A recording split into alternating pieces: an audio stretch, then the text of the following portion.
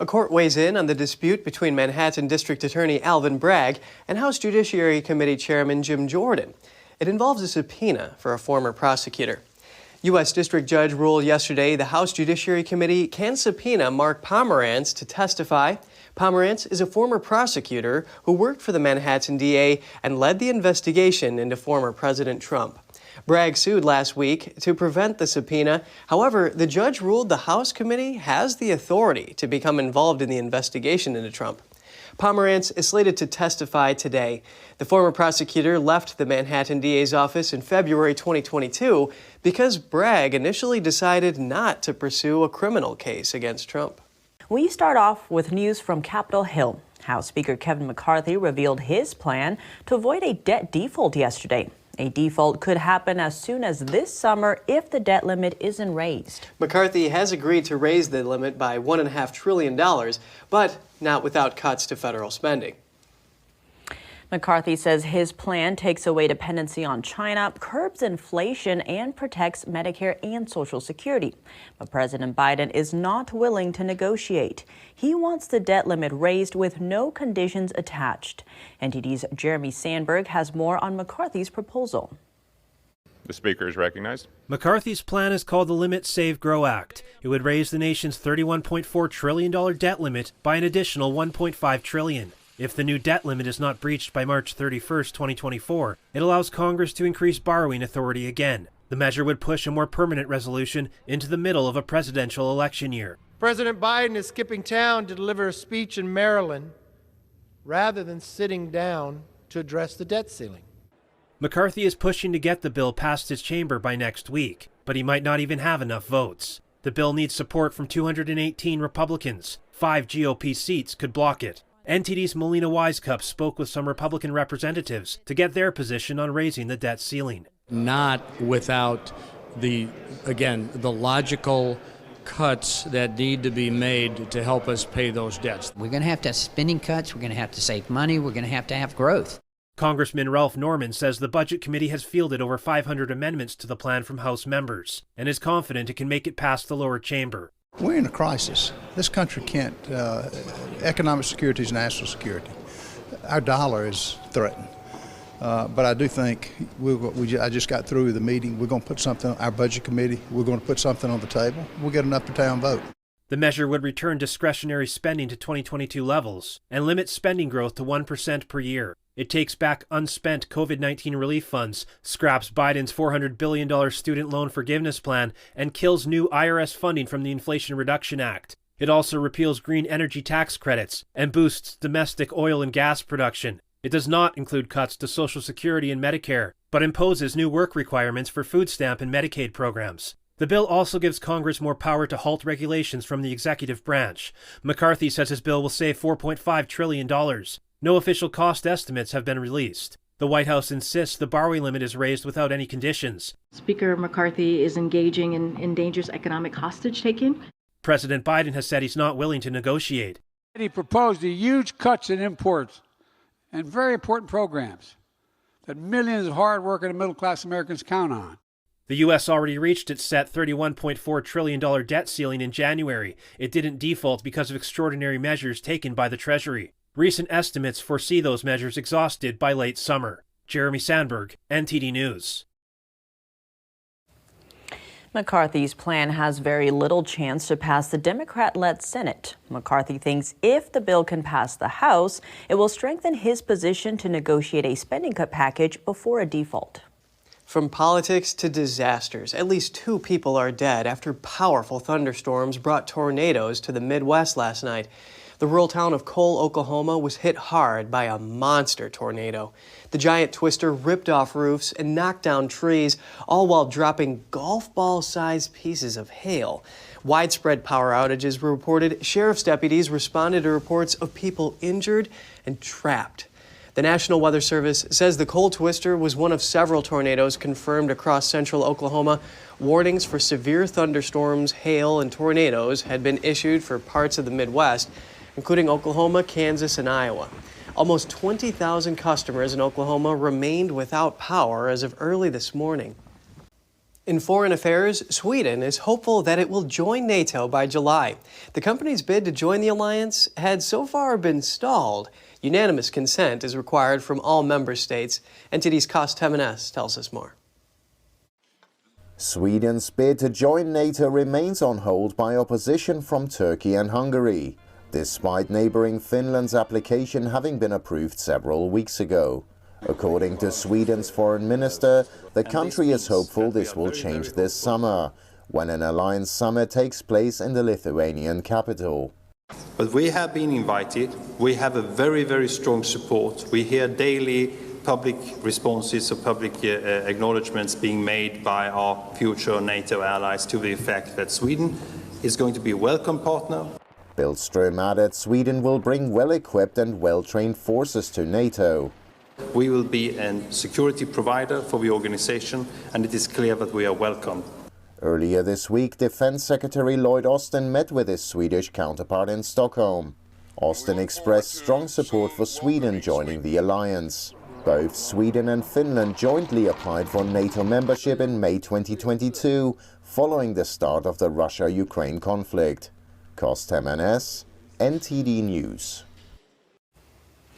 Turkey has accused Sweden of harboring terrorist groups. Sweden denies the charges. Turkey is demanding extradition. It's holding back on ratifying Sweden's NATO membership. Sweden criticizes Turkey for human rights abuses and concerns over democratic standards. Hungary says Sweden has had a hostile attitude to Budapest for years. It's angry over Swedish criticism of Prime Minister Viktor Orbán. Hungary says its grievances need to be addressed before it will ratify Sweden's membership. Data storage company Seagate will be paying a heavy fine for violating U.S. export control laws. The company shipped over $1 billion worth of hard drives to Huawei, a blacklisted Chinese company. California-based Seagate Technology has agreed to pay a $300 million fine in a settlement with the Commerce Department. The data storage company shipped over 7 million hard drives worth more than $1 billion to Chinese telecom giant Huawei. Huawei was placed on a U.S. trade blacklist in 2019 due to national security concerns. A rule in August 2020 further restricted sales of certain foreign items made with U.S. technology to Huawei. The Commerce Department said Seagate was Huawei's sole supplier of hard drives during a one-year period ending in September 2021. The department also noted that this was the largest penalty it ever announced, not tied to a criminal case. The department said its competitors had stopped selling to them. Seagate continued sending hard disk drives to Huawei. Today's action is the consequence. Seagate maintains their foreign-made drives were not subject to U.S. export regulations. The company's CEO addressed the issue, saying, "While we believed we complied with all relevant export control laws at the time we made the hard disk drive sales at issue, we determined that settling this matter was the best course of action." Welcome back. High-contact sports, such as soccer, were once considered off-limits for the elderly due to risk of injury. But in Japan, active seniors are changing perceptions of what older people can do. Let's take a look. At kickoff, teams race across the field, battling to put the first ball past the opposing goalkeeper. It could be any amateur soccer match, except in this case, all the players are aged 80 and above. I think it's just like the structure of Japanese society. It may be an aging society, but people can still enjoy doing this kind of thing. I think it's a really good example of this. Ito is part of a team that set up an over-60 soccer league in 2002. When it started, there were only 4 teams for players aged 70 and older. This year, there are 18, including those that are part of the over-80s league, and the number is projected to grow to 26 by 2026.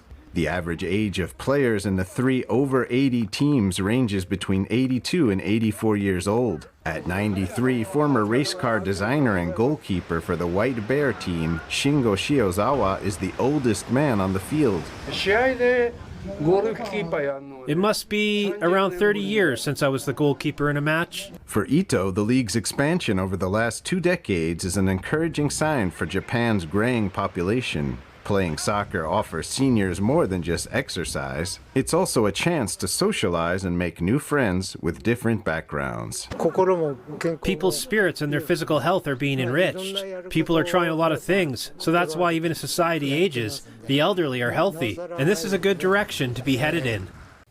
Welcome back. High-contact sports such as soccer were once considered off-limits for the elderly due to risk of injury. But in Japan, active seniors are changing perceptions of what older people can do. Let's take a look.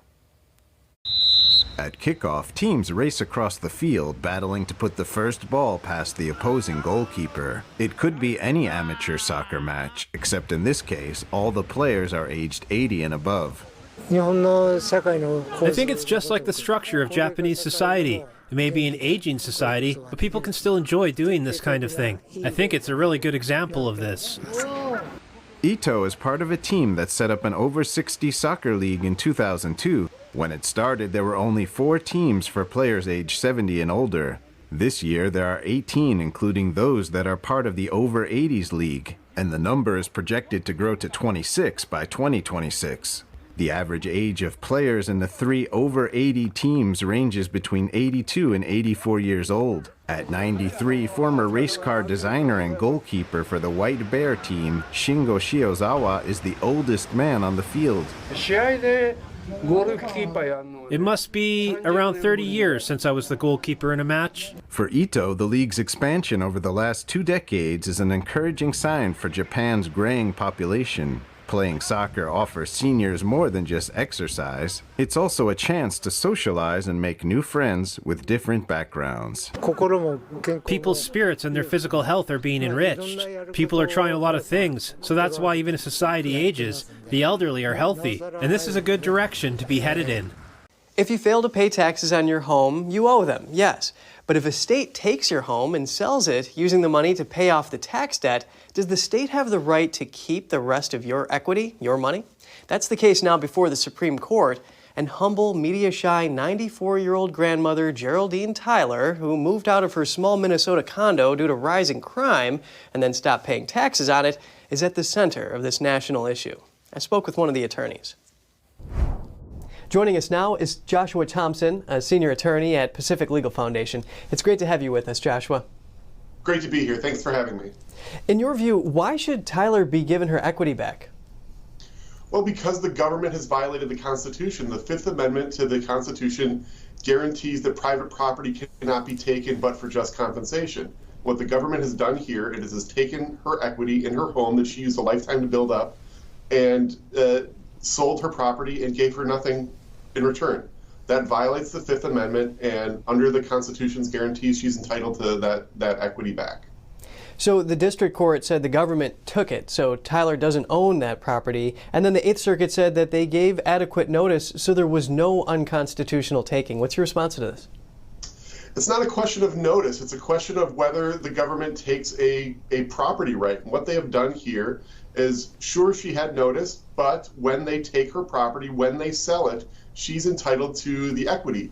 We don't dispute that she had a tax burden that she had to fulfill, but that was a $15,000 debt. When the government sold her property for $40,000, it satisfied its tax obligation of $15,000, and she was entitled to that $25,000 back. The government isn't entitled to a windfall just because someone falls short on their taxes when they're 94 years old. So what are the broader impacts of this case? Let's say Tyler does win. First of all, does that mean that states have to change their laws if they do allow for them to retain this excess profit? So this is a campaign the Pacific Legal Foundation has been fighting for a number of years now. We first litigated this case in Michigan where one property owner had only owed the government $8, and the government sold his home for over $25,000 and kept all that equity. So it is a problem that is in multiple states. Fortunately, we've had some successes. Legislation has banned the practice in Montana, North Dakota, Wisconsin, that we've led those legislative efforts, and Supreme Court opinions in Michigan have ended the practice there. Unfortunately, there are still a number of states, Minnesota included, that continue to take home equity. We hope that the Supreme Court's opinion in this case will end this practice once and for all.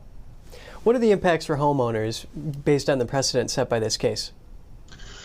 The precedent hopefully will be set that when individual homeowners, individual property owners own the equity in their home, that is their property right, and the government cannot take that without a good reason, and if they do have a good reason, they need to pay back the surplus equity. In other words, it's a taking that demands just compensation under the Fifth Amendment.